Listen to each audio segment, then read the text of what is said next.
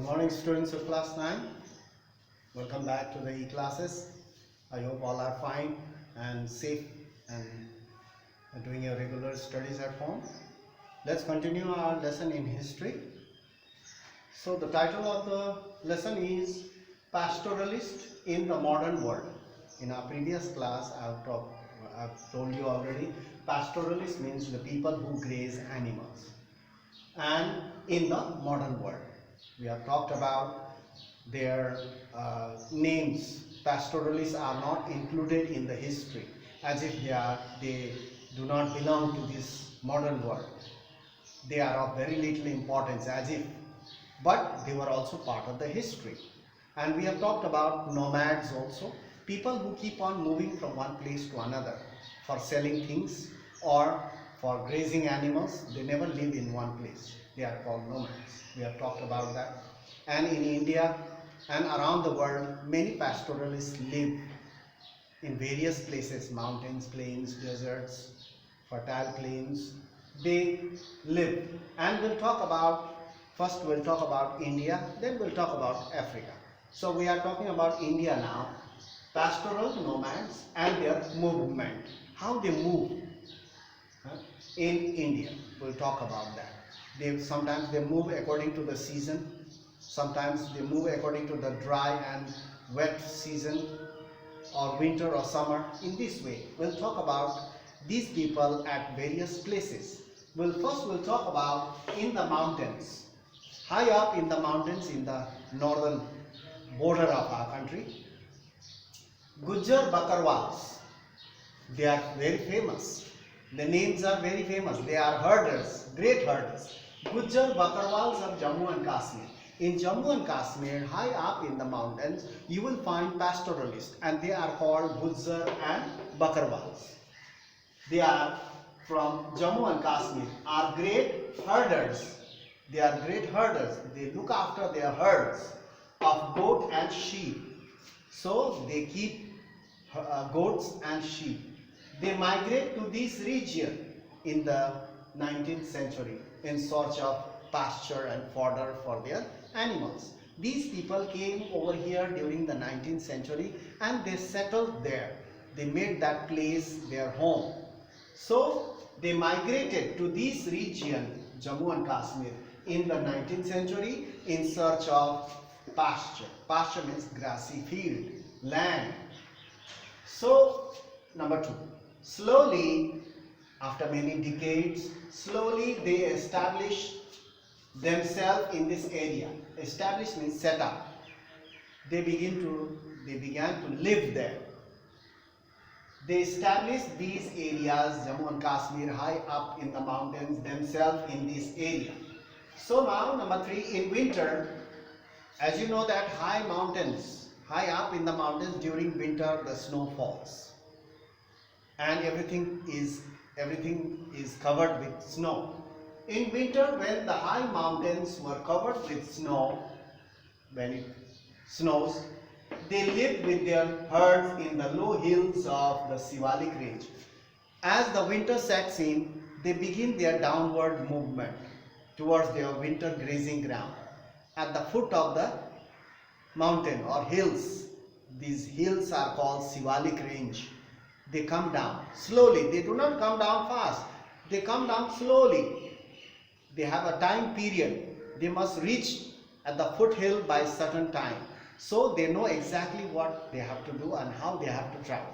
So move. So they move a little down. They graze their animals for a few days. Again, once the grass becomes less, then they move a little further down and they stay there for some days, over a week.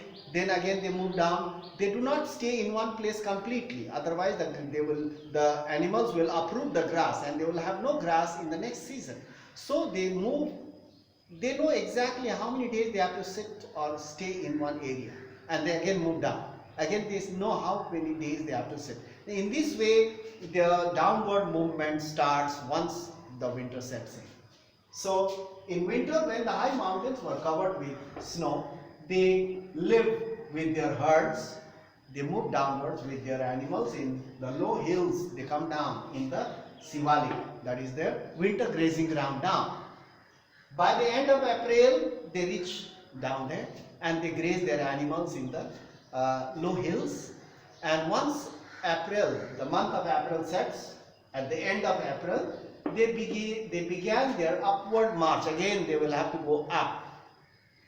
By the time the grasses will grow again, and they will start their upward march for summer grazing ground.